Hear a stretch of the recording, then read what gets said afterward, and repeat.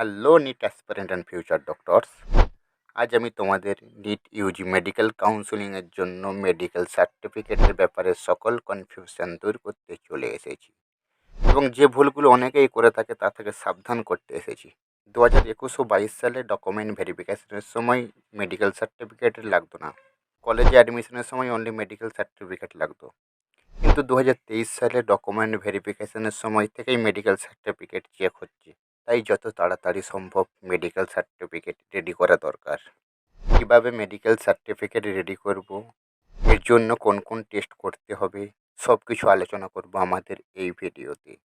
এরকম informative video পেতে ভিডিওটিতে একটি লাইক করো এবং চ্যানেলটি সাবস্ক্রাইব করো। নিট ও কাউন্সিলিং সংক্রান্ত সমস্ত আপডেট এবং যখন কাউন্সিলিংয়ের নোটিফিকেশন বার হবে, ডোমিসাইল সার্টিফিকেট, মেডিকেল সার্টিফিকেট, সমস্ত কিছুর নিউ ফরম্যাট সহজেই পাওয়া যাবে আমাদের টেলিগ্রাম চ্যানেলে। এখনই জয়েন হয়ে নাও t.me/রাফিউল এন্টারটেনমেন্ট, লিঙ্ক ডেসক্রিপশন ও কমেন্টে। এটা হচ্ছে medical certificate for NEET UG 2023 qualified candidate, অর্থাৎ 2023 সালে নিটের কোয়ালিফাইড ক্যান্ডিডেটদের জন্য মেডিকেল সার্টিফিকেট। 2024 সালে কোয়ালিফাই ক্যান্ডিডেটদের জন্য যখন নোটিফিকেশান বার হবে তখন নিউ ফরম্যাটটা আমাদের টেলিগ্রাম চ্যানেলে পেয়ে যাবে। এখানে নিট অ্যাডমিটে যে রোল নাম্বার এবং অ্যাপ্লিকেশান নাম্বারটা আছে সেই রোল নাম্বার এবং অ্যাপ্লিকেশান নাম্বারটা দিয়ে দিতে হবে। অল ইন্ডিয়া র্যাঙ্কটা দিয়ে দিতে হবে। আই ডক্টরের নাম, has examined Shri or Shrimati নিজের নাম, সন অর ডটার অফ বাবার নাম, রেসিডিং অ্যাট ভিলেজ এবং পোস্টের নাম লিখে দিতে হবে। নিচে সব কিছু ডক্টর ফিল আপ করবে। এজ কত, পালমোনারি টিউবারকিউলোসিস ছিল কি না, থাকলে ইয়েস, না থাকলে নো। চেস্ট মেজারমেন্ট সব কিছু ডক্টর করবে। হাইট সেমিতে, ওয়েট কেজিতে আগে থেকে জেনে তবে ডক্টরের কাছে যাবে। মোবাইলের সাহায্যে বিএমআইটা ক্যালকুলেশন করে নেবে। মেন পয়েন্টটা হলো আই নিয়ে, আই সাইট ভিজুয়াল অ্যাকিউরিটি। এখানে ডক্টর চোখের রিপোর্ট ছাড়া ফিল আপ করবে না। তাই যত তাড়াতাড়ি বাড়ির কাছে কোনো মেডিকেল কলেজে গিয়ে চোখের ওপিডি টিকিট করিয়ে একটা রিপোর্ট করে নিয়ে চলে আসলে সব থেকে বেটার হয়। তাহলে সহজেই ডক্টর ওই রিপোর্ট দেখে এখানে ফিল আপ করে দেবে।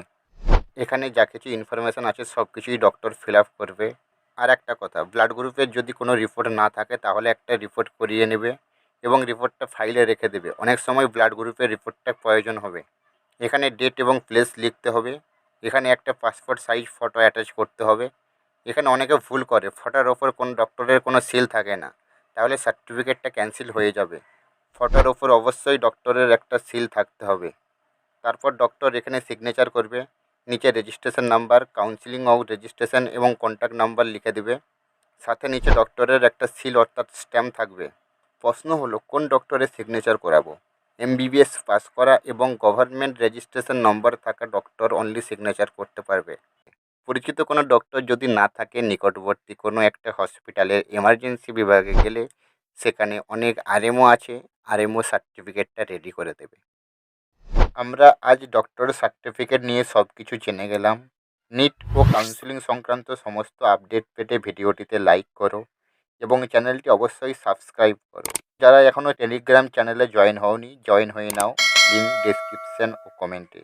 কাউন্সিলিং সংক্রান্ত কোনো প্রশ্ন থাকলে কমেন্ট করো, কমেন্ট বক্সে নজর রাখো রাফিউল এন্টারটেনমেন্ট চ্যানেলে।